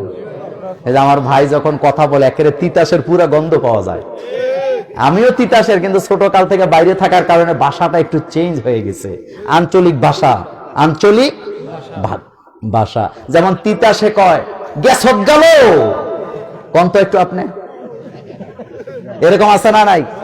এটা বোধ আল্লাহ বুঝে নাই। আবার দামতির তারা কয় হেগুল দিয়ে যা। এই ভাষাগুলি আল্লাহ বুঝেন না। আর রহমান আল্লামাল কোরআন খলাকাল ইনসান আল্লামাহুল বায়ান। আমি মানুষ বানাইছি, আমি রহমান। আর বন্ধুগণ, আল্লাহ বলেন, আমি কবরের দরজা খুলে দেব। সব কবর খোলা হবে না। একটা মানুষ, ইন কুল্লু মান ফিস সামাওয়াতি ওয়াল আরদি ইল্লা আতির রহমানি আবদা লাকাদ আহসাহুম ওয়া আদ্দাহুম আদ্দা ওয়া কুল্লুহুম আতিহি ইয়াউমাল কিয়ামাতি ফারদা। একটা লোক লুকায় থাকতে পারবা না, মিছিল নিয়ে যেতে পারবা না। নমিনেশনের জন্য মিছিল নিয়ে যায় কি যায় না? যে যত বেশি কর্মী দেখায় নমিনেশনটা সেই পায়। কিন্তু আল্লাহ বলেন, আমার কাছে মিছিল নিয়ে আসা যাবে না, ফারদান ফারদা, একা একা তোমাকে আসতে হবে। ফারদান ফারদা, লাকাদ আসাহুম ওয়া আদ্দাহুম আদ্দা, আমি গণনা করে রেখেছি, লিপিবদ্ধ করে রেখেছি, আমি একেবারে তালিকা করে রেখেছি, একজন একজন আসবি, দল নিয়ে আসার কোনো সুযোগ নেই। আর এখন মুছে তেল দেয়, এলাকায় আইতাছে ফুটফাট হুন্ডা বাহিনী একদল, গুন্ডা বাহিনী একদল, লাঠিয়াল বাহিনী একদল, মইরা লও না, এরপরে টের পাইবা কত দানে কত চাউল। তোর হুন্ডা শুদ্ধ আল্লাহ লাঠি মেরে জাহান্নামে ফেলা দিবে। রাজনীতি খেলে না, মনে হয় যেন তাস খেলে, এরকম নাই। নির্বাচন করার আগেই 5 কোটি খরচ করে লাইছে। ফ্যামিলির বউ কয়, অন্য কেউ ওইগুলি বলার দরকার না, বউ কয় তুমি বড় খারাপ, 5 কোটি টাকা খরচ করছো, তুমি পরে তো ভিক্ষা করে খাবা। কোনো চিন্তা করিস না, যেই মার্কায় দাঁড়াইছি না দিলেও ফাঁস। তো ফাঁস করে কি করবা? কইরা দেখি না, এরপরে দেখবি রড খামু, সিমেন্ট খামু, বালু খামু, পায়খানার চাক্কি শুদ্ধা খামু।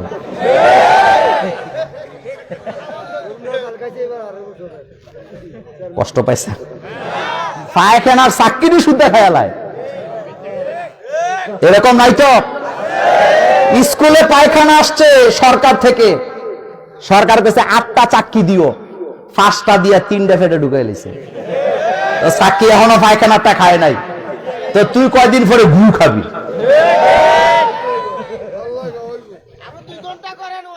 কথাগুলি কার? আল্লাহ পাক বলছেন কুল্লা না, 2 ঘন্টা করবো না, আমার ভাইদেরকে আজকে কষ্ট দিব না। আল্লাহ পাক বলছেন অকুল্লা ইনসা। আচ্ছা আচ্ছা শুনেন, কথা শুনেন, কথা শুনেন। আল্লাহ পাক বলছেন অকুল্লা ইনসানিন আলজামনাহু তাইরাহু ফি উনুকিহি। তুমি যে আকাম কুকাম করতেছ, প্রত্যেকটা জিনিস আমি তোমার গলায় ঝুলায় দেব। আমি যেটা তোমার গলায় ঝুলায় দেব, দুনিয়ার কেউ তোমার গলা থেকে সেটা নামায় দিতে পারবে না। আল্লাহু আকবার, আল্লাহু আকবার। যৌতুক টৌতুক এই এলাকায় নাই।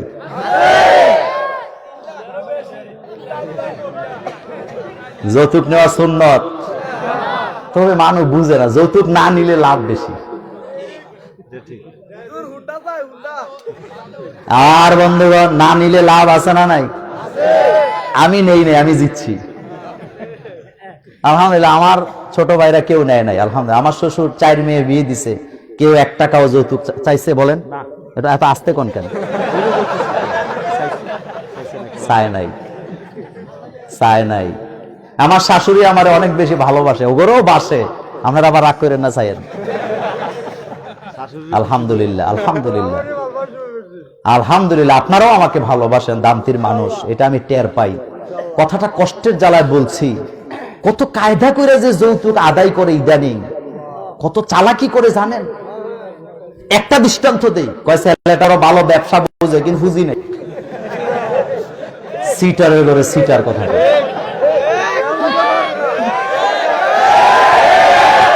আছে না? কয় ছেলে আমার MA পাস, আমি গত বছর হজ করে আইছি, কাবা ঘরের গিলাফেও ধরছি। কয় মাশাআল্লাহ, কাবা ঘরের দরজায় দাঁড়ায় 10 মিনিট দাঁড়ায় ছিলাম, তোবা করে আইছি, হারাম কাজ আর করুন না, হজ করে আইছি। কিন্তু আমার পোলাটা বিয়া করামো, যৌতুক টুকটুক নেমু না, আমি আবার হুজুর করে ভালোবাসি। আবু নসর আশরাফির ওয়াজে যাই, মোস্তাক ফয়েজের ওয়াজে যাই, ডক্টর বাশারের ওয়াজে যাই, মিজানুর রহমান আজহারির জন্য তো পাগল, কোরআনের পাখির জন্য আরো পাগল। সুতরাং যৌতুক টুকটুক নেমু না। তবে ছেলেটা ব্যবসা করার দরকার, পুঁজি নাই, কিন্তু ব্যবসাটা ভালোই বোঝে। এখনো যৌতুক হয় নাই, এখনো যৌতুক হয় নাই। আহারে, আল্লাহ ধরবে না? ধরবে না? আরে ভাই, শ্বশুর বাড়িতে তো এমনি সম্পদ আল্লাহ রাইখা দিছে, একটা বাঘ। সুবহানাল্লাহ আসে না? শ্বশুর বাড়িতে সম্পদ আছে না নাই? একটা বাঘ এমনি আছে, এটা জমা করা। হযরত ইব্রাহিম আলাইহিস সালাম আগুনে পড়েছিলেন কয়দিন? বলতে হবে। 40 দিন পরে আগুন থেকে বের হইছে, খানা নাই 40 দিন। মোজ কাটে না, দাড়ি কাটে না, চুল কাটে না, একাকার হয়ে গেছে। চলে গেলে কোন দেশে, যাওয়ার পরে দেখে একদল যুবক দাঁড়ায় আছে বিয়ে করার জন্য। ইব্রাহিম আলাইহিস সালাম সহজ সরল মানুষ, নবীরা সহজ সরলই হয়। যে জিজ্ঞেস করছে এই যুবকগুলো এখানে দাঁড়ায় আছে কেন? লোকেরা বললেন এরা লাখপতির ছেলে, কোটিপতির ছেলে, রাজার মেয়ে রেডি করতে আসছে, আজকে পাত্র পছন্দ করা হবে, রাজার মেয়ে যারে পছন্দ করবে তার সাথে বিয়ে হবে, রাজা অর্ধেকটা রাজত্ব তাকে দিয়ে দিবে। ইব্রাহিম আলাইহিস সালাম নিজের চেহারার দিকে তাকায় একবার, আকাশের দিকে তাকায় একবার, আর বলতেছে আল্লাহ তুমি তো জানো আমার খানা নাই, দানা নাই, থাকারও জায়গা নাই, যদি বিয়েটা হয়ে যায় শ্বশুর বাড়িতে তো অন্তত কয়দিন থাকতে পারো।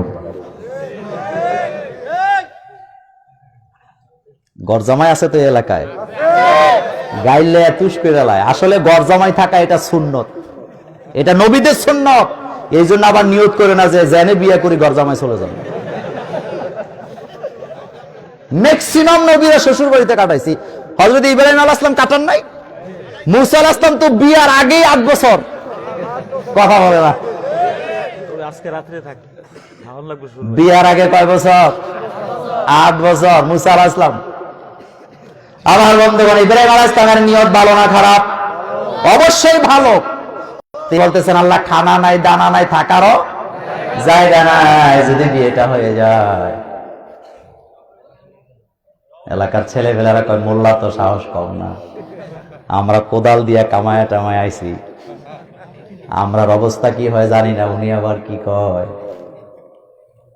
আল্লাহ রাব্বুল আলামিন বললেন মুসা চাইতে হবে না, তোমার জন্য আমি আগে রেডি করে রাখছি। গত রাতে আমি আমার সারাকে তোমার চেহারা স্বপ্ন যুগে দেখায় দিয়েছি। আপনাদের কাছে জানতে চাই যে ইব্রাহিম আলাইহিস সালামের চেহারা মুহাম্মদ সাল্লাল্লাহু আলাইহি ওয়াসাল্লামের চেহারার মতো, সেই চেহারা পৃথিবীর কোন নারীরা অপছন্দ করতে পারে নাকি? আল্লাহ আল্লাহ আল্লাহ। মুহাম্মদ সাল্লাল্লাহু আলাইহি ওয়াসাল্লামের চেহারার মতো চেহারা অপছন্দ করার প্রশ্নই আসে না। হযরত সাহারা আসতেন, এসে দেখে লাখপতি কোটিপতিরা সামনে, আর মোল্লা তিনি দেখলেন, অঙ্ক মিলাইলেন, এদের কাছে যা আছে এই লোকের কাছে তা নাই, ওনার কাছে যা আছে এদের 14 গোষ্ঠীর কাছে তা নাই। এদের কাছে মাল আছে, চুরি আছে, নৈতিকতা নাই। কিন্তু ইব্রাহিম আলাইহিস সালামের কাছে নৈতিকতা, চরিত্র আছে না নাই?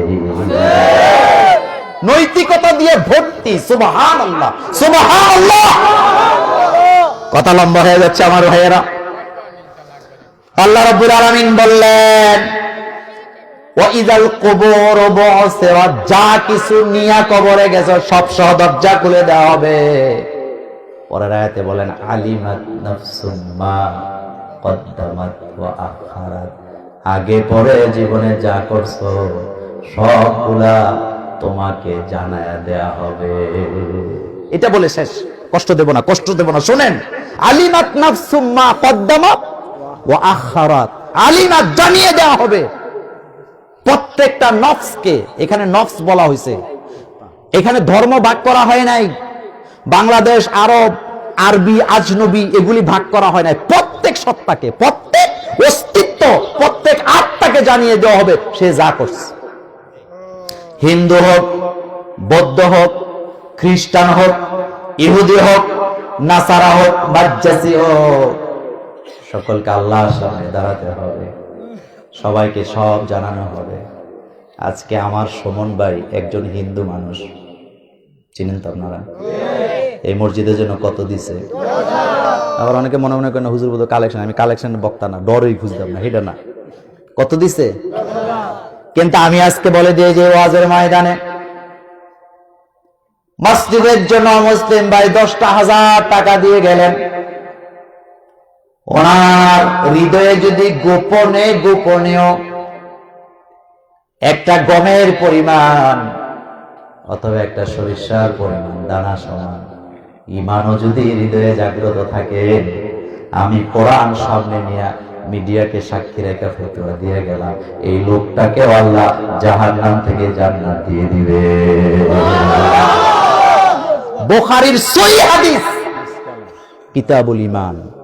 পরে দেখেন 21 নাম্বার, 44 নাম্বার, 40 নাম্বার হাদিস পড়বেন বাড়িতে যাইয়া। আল্লাহ বান্দাকে উসিলা দিয়া মাফ করবে। আমার ভাইয়েরা, কেউ নিজের আমল দিয়া জান্নাতে যেতে পারবে না, কেউ পারবে না। আল্লাহ উসিলা টোকাবে। কি টোকাবে? উসিলা, উসিলা টোকাবে। রাতের বেলা রাস্তা দিয়ে হেঁটে যাচ্ছেন, আমার বন্ধুগণ রাস্তার পাশে শুনতে পেলেন আওয়াজ, কান্নার আওয়াজ শোনা যায়। পাশে দাঁড়ায় গেলেন, হঠাৎ জানতে পারলেন লোকটা করোনা ভাইরাসের কারণে অসুস্থ, হাসপাতালে নেওয়ার মতো লোক নেই। আপনি যদি তার পাশে দাঁড়ায় যান, তাকে যদি কোলে করে আপনি হাসপাতালে পাঠান অথবা চিকিৎসা দেন, আমি গ্যারান্টি দিলাম আপনি আক্রান্ত হওয়ার কোনো সম্ভাবনা নাই, বরং এই উসিলায় আল্লাহ আপনাকে জান্নাত দিয়ে দিবে। শুধু উসিলা, পৃথিবীর কোন ব্যক্তির উসিলায় দোয়া করা জায়েজ নাই, কিন্তু নেক আমলের উসিলা দিয়ে দোয়া করা হাজারবার জায়েজ। কালাম ভাই বলেন ঠিক কিনা? কিসের উসিলা? নেক কাজের উসিলা দিয়ে দোয়া করা জায়েজ। এটা বুখারীতে লম্বা হাদিস। আমার বন্ধুগণ, নেক কাজের উসিলা দিবেন। আল্লাহ শুধু উসিলা টোকাইব বান্দাকে কিভাবে মাফ করে দেওয়া যায়। আমার বন্ধুগণ, ওই দিকে গেলাম না। করোনা ভাইরাসে ভয় পাওয়ার কোনো কারণ নাই। বাপের হোক ছেলের হোক সেবা করা দরকার আছে না নাই? আমার একটা ঘটনা বলে আরেকটা ঘটনা বলি। সেটা হলো, আমার এক দুলা ভাই, তিনি সোনালী ব্যাংকের অফিসার ছিলেন। তিনি আমার সাথে উমরা করেছেন। আমাদের ওই যে মহিউদ্দিন ভাই আছেন এখানে, আমদাদ ভাই, তারা জানেন আমার দুলা ভাইটা আমার সাথে উমরা করেছে, তায়েফে গেছে, বিভিন্ন জায়গায়। খুব ভালো মানুষ ছিলেন। উনি করোনা আক্রান্ত হলেন। ওনার 2 ছেলে, 1 মেয়ে, ওনার স্ত্রী। কথা বলে আমি মিডিয়ার সামনে বলছি, করোনা আক্রান্ত হলো প্রথম বয়ের সময়। ফ্যামিলিতে ওনার স্ত্রী, ওনার ছেলে মেয়েরা সিদ্ধান্ত নিলেন 1 সেকেন্ডের জন্য আমরা তাকে ছেড়ে চলে যাব না।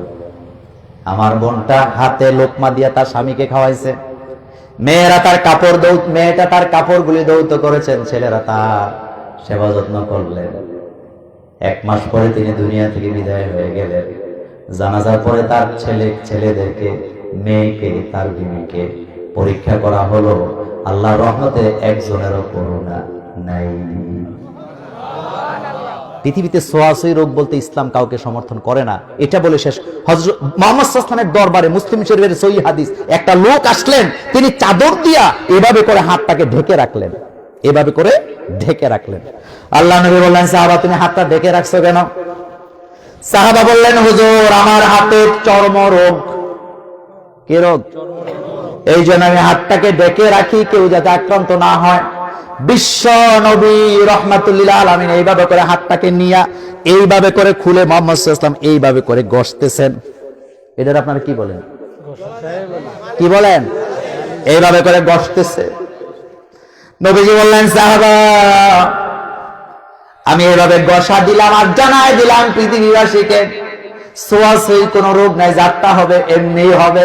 এই পৃথিবীতে বহু লোক আছে, পুরুষের স্বামীটা চর্মরোগে আক্রান্ত কিন্তু স্ত্রীর হয় নাই, স্ত্রীর চর্মরোগে আক্রান্ত স্বামীর হয় নাই। এমন কোটি কোটি ঘটনা পৃথিবীতে আছে না? নবীজি বললেন, সাহাবা তুমি যদি বলো এই রোগটা ছোঁয়াছুঁই রোগ, তাহলে প্রথম যে লোকটা আক্রান্ত হলো ওই লোকটা কোত্থেকে পাইল? এটা আল্লাহর গজব, এটা কিচ্ছু না। তবে তুমি দোয়া করো, আমিও দোয়া করি। আমি থুতু দিয়ে দিলাম, আল্লাহ যাতে ভালো করে দেয়। আল্লাহ রাব্বুল আলামিন ওই সাহাবাকে সুস্থতা দান করে দিলেন। বুঝাইতে চাইলাম, আলিমাত নাফসুম মা কদ্দামাত ওয়া আখারাত। যা করছেন সব হিসাব দিতে হবে। আপনি ছেলের প্রতি জুলুম করছেন, মেয়ের প্রতি জুলুম করছেন, বিবির প্রতি জুলুম করছেন, বাপকে ঠকাইছেন, মাকে ঠকাইছেন, ভাইদেরকে ঠকাইছেন, বাতিজাদেরকে ঠকাইছেন, বাইস্তাদেরকে ঠকাইছেন। বাতিজা ঠকাইন না লোক দামতি নাই।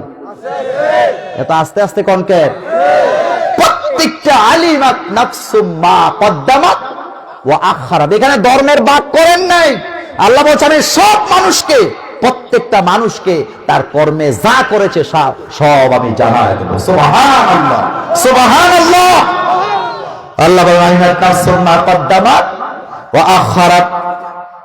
এরপরে আল্লাহ বলেন, ইয়া আইয়ুহাল ইনসান, শেষ করে দিচ্ছি, এটাই শেষ।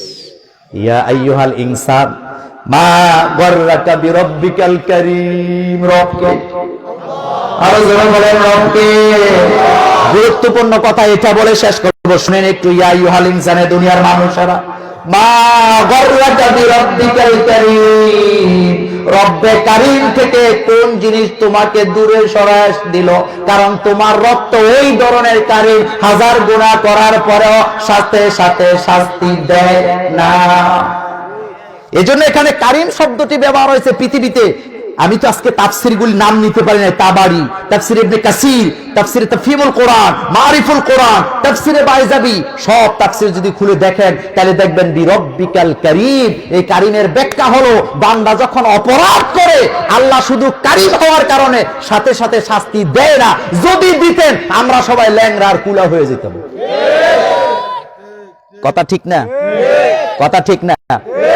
মনে হয় করেন সোরা বেড়া চুরি করতে যাইতেছে, কার নাম নেই? এত আসতে কে? হুজুরের আওয়াজ তো আল্লাহরে ডাকে না, সোরে যত বেশি ডাকে।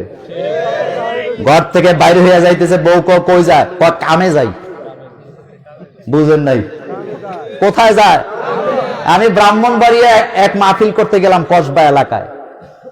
কমিটির লোক আমার একা ছাড়তেছে না, কয় হুজুর এলাকা ভালো না, আপনি যাইয়েন না একা, আমরা লোক দিতেছি। কথা রেকর্ড হয়, আমি ওই এলাকাটার নাম বলতে চাই না। এখন এক ভদ্রলোককে আমাদের সাথে দিয়েছে, আমাদের যে লিটন মোল্লা ছিল আমার সাথে। আমি তো ভয় পাইতেছি, কারণ চোরের কি নাই, ওর বাড়ি নেই, কি নাই। এখন আমি গাড়িতে বসে দোয়া ইউনুস পড়তেছি আর ভয় পাইতেছি। আর যেই লোকটা আমার সাথে দিছে ও খালি বারবার কয় হুজুর ভয় পাই না, আমি তো আছি। আমি কই ভাই আপনারও শুদ্ধ ফিরাইব। কদ্দুর পরে আমি বারবার হ্যাঁ দিকে তাকাই, হ্যাঁ খালি আমার বুঝাই চাইতেছি হুজুর ভয় পাইয়েন না। আমি ভয় পাইতেছি, জোরে জোরে দোয়া ইউনুস পড়তেছি। আর আল্লাহরে বললাম, আল্লাহ জীবনে তো ব্যাগ যদি করো না, আজকেও করো না। এবার লোকটা কয় হুজুর ভয় পাইয়েন না, বারবার এত কথা বললাম আপনি তো থামলেন না, এবার থামেন, চিন্তা করেন না, কাজগুলা আমি করাই।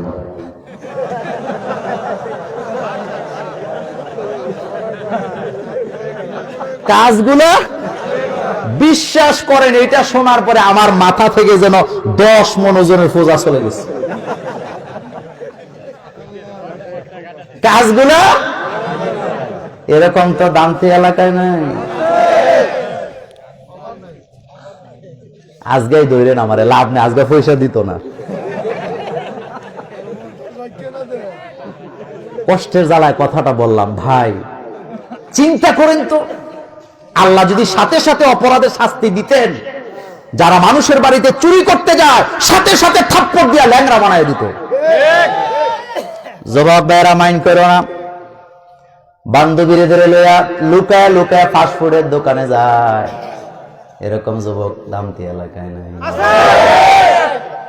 ফাস্টফুডের দোকানে যায়, আর ফাস্টফুডের ব্যবসা যারা করে, এই ব্যবসা, এই যে ফাস্টফুড হোটেলের দোকানের মালিকগুলো আরো ডবল লুচ্চা।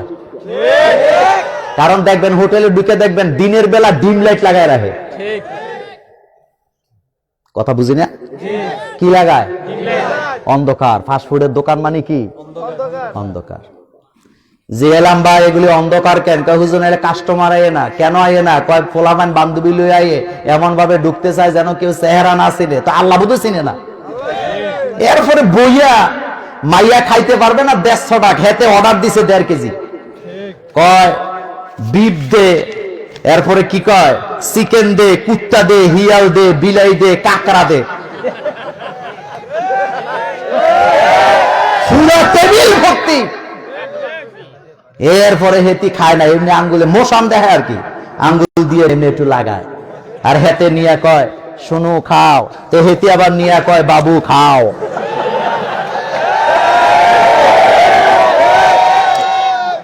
আমার বন্ধুগণ, কথাটা বলার উদ্দেশ্য আছে। আল্লাহ বলছেন আলিমাত নাফসুম মা কদ্দামাত, আলিমাত নাফসুম মা কদ্দামাত ওয়া আখরাত, তার মানে হেদায়েতের আগে হেদায়েতের পরে যা করেছো সব আমি তোমাকে জানাই দেব।